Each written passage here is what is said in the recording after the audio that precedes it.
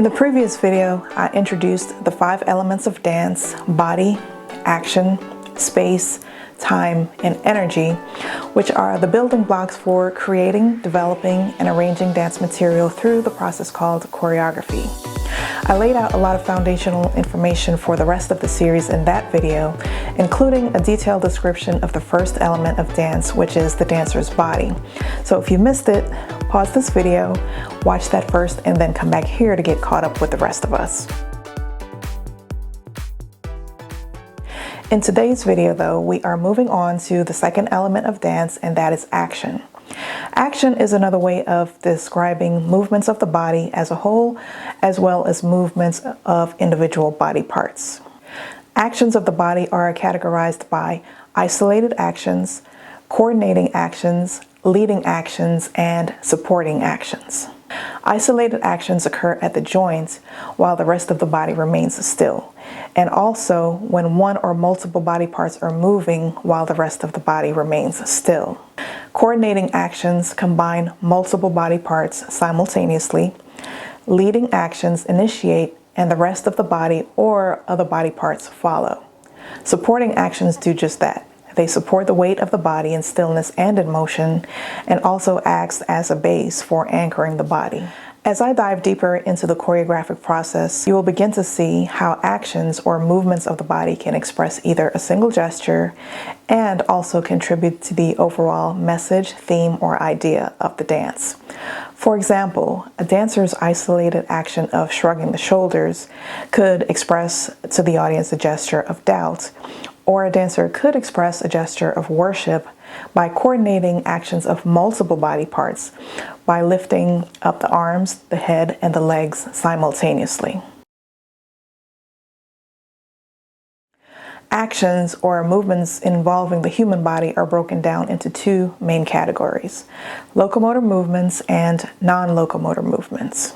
Locomotor movements travel from one place to another, primarily by the feet in any direction, and are described as either even rhythm or uneven rhythm. Even rhythm locomotor movements require a single beat to complete a single movement, like walking, running, hopping, or jumping.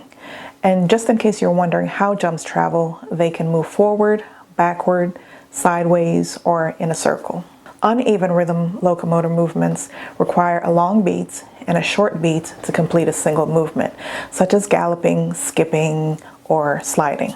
Some other examples of locomotor movements are jogging, leaping, grapevine, rolling, crawling, and prancing.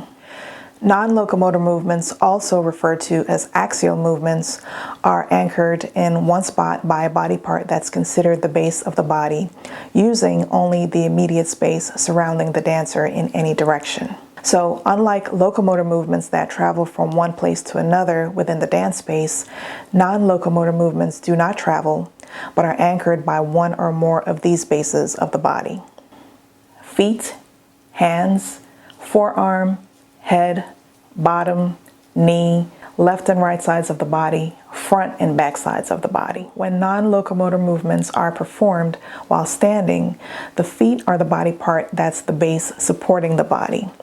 When performing non-locomotor movements while sitting, the bottom is the base supporting the body. If kneeling, the knee is the base supporting the body. You get what I'm saying, right? However, keep in mind there are instances where multiple bases support the body in movement at the same time. Some examples of non-locomotor movements are swinging, swaying, hinging, kicking, lunging, tilting, bending, pushing, turning or rotating in place, twisting, rising, falling, collapsing, contracting, or reaching. Both locomotor and non-locomotor movements can also be combined and performed simultaneously. I'm sure you've seen where dancers run and reach with their arms, jump and bend their back, walk and twist their torso, or even skip and swing their arms. Those are just a few ways of combining locomotor and non-locomotor movements, but there are many other combinations. In the process of creating, developing, and arranging dance material, one of the tools at a choreographer's disposal when exploring and experimenting with new locomotor and non-locomotor movement combination ideas is improvisation, which is the process of spontaneously creating on the spot without previous preparation. Maybe you've heard the expressions, old habits are hard to break, or you can't teach an old dog new tricks. While there may be some truth in each statement, both are possible to overcome in the choreographic process through improvisation, and here's how. Just as our muscles have memory, our minds and bodies also retain memory of certain movement ideas, patterns, and preferences that we naturally want to gravitate towards when composing a dance. These are foundational things that we've been taught through formal or informal dance training over the years. This is where improvisation comes in. It's not only a method of exploring and experimenting with something new, but it's also a method of breaking old habits of certain movement ideas, movement patterns, and movement preferences, which then unlocks the creativity for new dance material to emerge and flow into the choreographic process uninhibited and unfiltered. So unlike choreographed movements that are predetermined, organized, rehearsed, and committed to memory, improvisation allows dancers to throw caution to the wind, so to speak, and spontaneously explore and experiment with unpredictable, unplanned, and unexpected locomotor and non-locomotor movement ideas and movement patterns. It challenges choreographers and dancers not to rely so much on what has been previously taught or rehearsed, but to move freely and independently of it without hesitation and without the security of what's comfortable and familiar. Not that you're abandoning your core foundation of things you've been taught altogether, but in the moment of improvising, it's letting the chips fall where they may. There's no right or wrong way of moving. Don't overthink it. Don't question it. Just trust your abilities and let the movements flow freely and spontaneously. In ministry, the closest comparison to improvisation is probably along the lines of dancing in the prophetic, in that the dancer's movements are not planned or rehearsed, but instead are inspired and led by the prompting of the Holy Spirit in that moment. It's an organic way of creating new, original, and even more complex choreography by taking risks and spontaneously exploring locomotor and non-locomotor movement ideas or patterns of movement. Choreographers are generally involved during improvisation as either a participant or an observer as the dancers explore and experiment with new movement ideas and patterns. In most cases, the goal is to extract parts of those new ideas that emerge during the process and add them to the existing dance material or choreography. However, keep in mind that any new movements extracted from the improvisation process should be relevant to the original dance idea.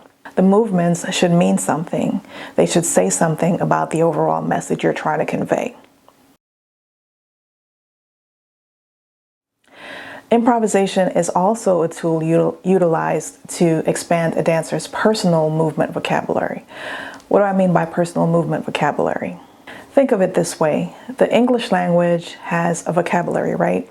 But no one came into this world already knowing how to speak complete sentences because we had no words in our vocabulary to effectively communicate or express ourselves verbally.